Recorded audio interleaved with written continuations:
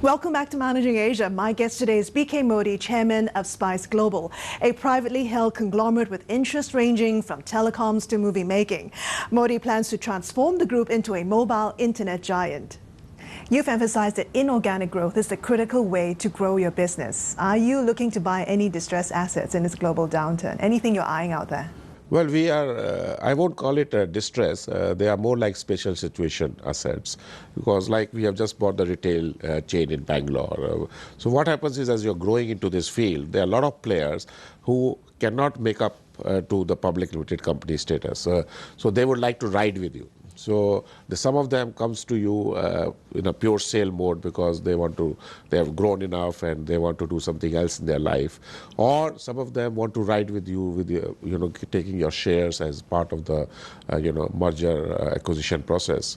So we are going to be the engine of growth, and there are small players which are in the regions who will invite them to join this bandwagon, and they can grow with us if they like to, and if they like to sell totally also, that's okay. And we are going to be very flexible in creating a platform for people to join in and create wealth with us. You're constantly looking at projects to invest in. At one time, I understand there could be 20 on the table. How do you ultimately decide what to plow money into? Is there a list of criteria you look at? Well, the criteria is again where the future is going. I think we all sit down and look at how the future will unfold.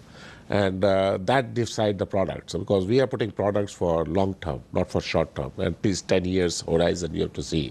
And what will happen in 10 years is anybody's guess. And I think that's where I have to put my vision into the place. Is that your usual investment time frame, 10 years? Well, if you look at the return you get from the investment, people who are putting money with you are looking for 10 years horizon. So you make a 10-year plan with most of the investment. What sort of returns do you typically look at? I look at a very high return. What sort of return? Give me a figure. We are talking of 50 to 60% or even higher. But people who invest with us are looking at 15 to 20% return. That's why we normally sell shares at premium to them. Are you always confident you can make money? Yeah, I think most of the time we do make money, because it's not that difficult to make money as it looks like. Because if you predict future right, you will make money. There's no way you will lose money. So money making is not that difficult. The future prediction is difficult, and that's where I think the focus has to be. And even if you get 80% right, you will make money. Earlier last year, you surprised a lot of people by throwing in your hat, no pun intended, by buying Satyam, a troubled outsourcing Indian company. Yeah. The move didn't quite work out, but a lot of people didn't know whether to take you seriously. Did you do it just for fun?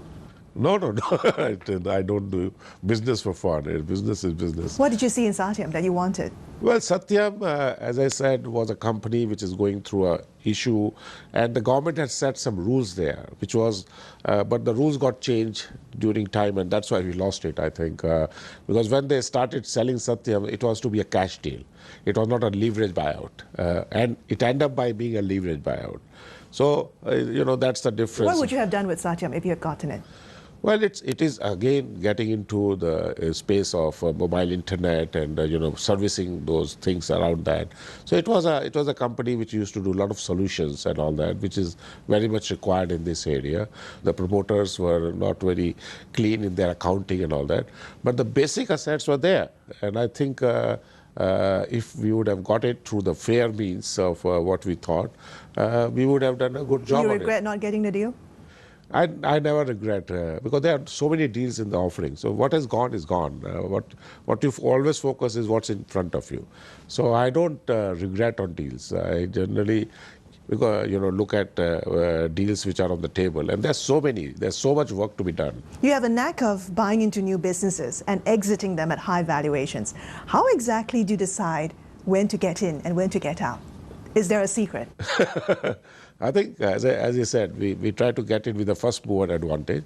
And when I see the industry tapering down, like Xerox, for example, we knew that copiers are no longer to be there because, you're moving into the printer and paperless offices.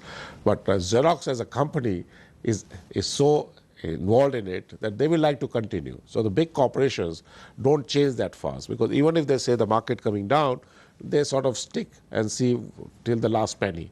I don't do that. I don't need to do that. One area you're getting into, of course, is film and television production. You're working on a $100 million epic movie, which will be about the life of Buddha.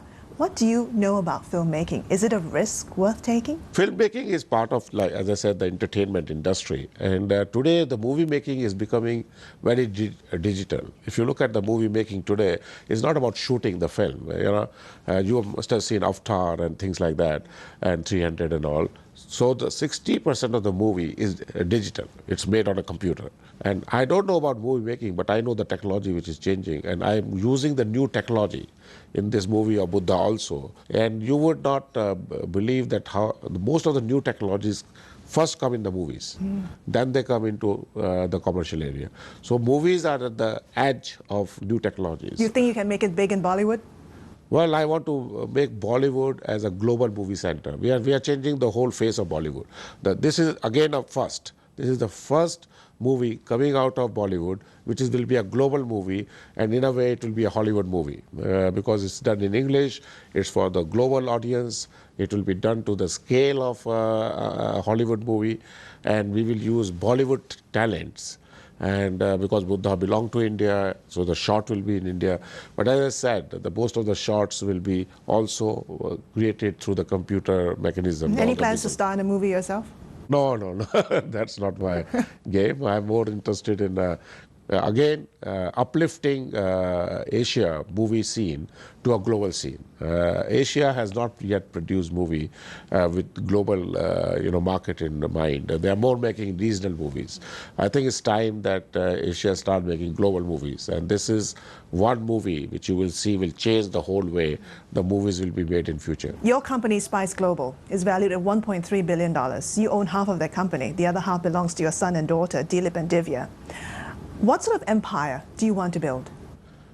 Well, my children, as I said, are very ambitious, both Dilip and Divya. We hope that we will be moving towards, a $20 billion corporation in the coming years, and we are working towards it. What sort of time frame are you looking at? Well, I would like to do it within 5 years. I don't have enough time, I'm not getting younger. So I think, we'll do that through merger, acquisitions, and also getting into new areas. Technology creates a lot of value. One thing about technology is that if you find it right, it creates huge value. Any plans to list the holding company one day? Yeah, we are planning. Once we, do the companies under it, our idea was that end of 2011, in Singapore, we could, take the holding company. 2011? End of 2011. Don't go away. More with BK Modi, Chairman of Spice Global, in just a moment. Managing Asia. We'll be right back.